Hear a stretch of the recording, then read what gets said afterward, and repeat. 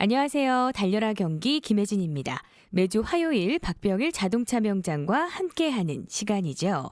이 자동차 계기판에는요, 내 차의 상태를 알려주는 다양한 경고등이 있죠. 그런데 막상 이 경고등이 들어오면요, 운전자분들이 당황부터 하기 쉬운데요. 오늘은 이 경고등의 의미와 또 대처 방법을 살펴보는 시간 마련했습니다. 박병일 자동차 명장과 함께하겠습니다. 안녕하세요. 네, 안녕하세요. 네, 명장님 먼저 이 빨간색으로요. 주전자 모양의 이 오일 경고등이 이렇게 뜨는 경우가 있어요. 네. 이럴 때는 어떤 문제인가요?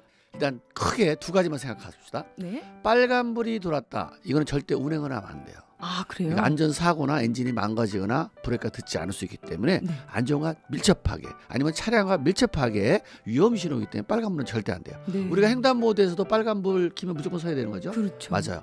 그리고 노란불 들어올 거 있거든요. 네. 노란불은 운행은 가능합니다. 아, 고장은 고장이에요. 네. 저 아프니까 좀 고쳐주세요 이 소리예요. 네. 또 운행은 가능하기 때문에 그렇게 당황할 필요는 없어요. 네. 조만간 정비업소에 가서 확인하시면 돼요. 네. 그다음에 녹색등 같은 경우는 다 정상이 어떤 거 뭘 작동시킬 때 그냥 우리가 신호등 생각하면 돼요. 네. 빨간불은 정지, 빨간불은 절대적으로 안 되는 것이고 황색등은 이상이 있지만 운행은 가능하다 이런 뜻이니까 그렇게 아시고요. 네. 또 주전자 모양이 오일 뚝뚝 떨어지는 모양이 있을 거예요. 맞아요. 이건 네. 엔진 오일 압력이 부족하거나 오일이 부족하다. 아. 만약에 이 경고등으로 내 차가 운행을 했다.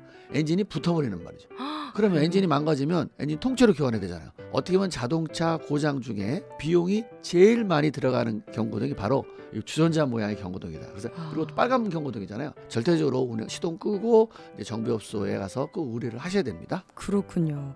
그렇다면 이제 플러스 마이너스 표시가 된 이 네. 전지 모양의 경고등이 있어요. 네. 이게 뜬다면 어떤 의미예요? 네, 이건 충전 불량이죠. 아. 발전기가 고장이다. 아니면 그쪽 계통의 문제인데 어쨌든 충전이 안 된다. 그래서 대부분 거의 발전기 고장이 많거든요. 네네. 자, 이거는 뭐냐면 일단은 보면 전조등 같은 게 흐려지기도 하고 경고등이 들어오잖아요. 맞아요. 어느 정도까지는 비상주행이 좀 가지만 시간이 갈수록 결국 운행 못해요.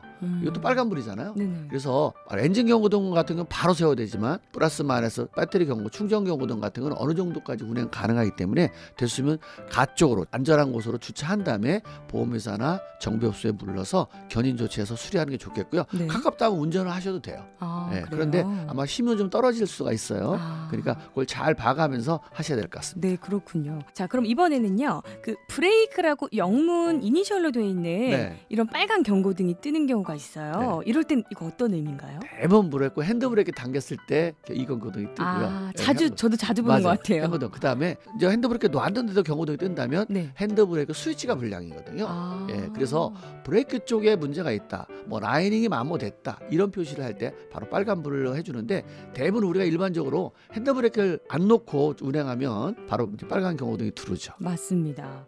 자, 그러면 이번에는요. 네. 동그란 원 안에 ABS라는 네. 요 이니셜이 적힌 네. 노란색 경고등이 뜨면 어떤 의미인가요? 네, ABS라는 장치가 네. 바퀴를 고정하지 않고 돌아가면서 브레이크를 잡아주는 장치예요. 아. 그랬더니 직진하지만 회전도 가능하다. 음. 브레이크를 잡으면 이제 핸들을 꺾을 때 꺾기가 좀 어렵잖아요. 브레이크가 그렇죠. 잡혔기 때문에.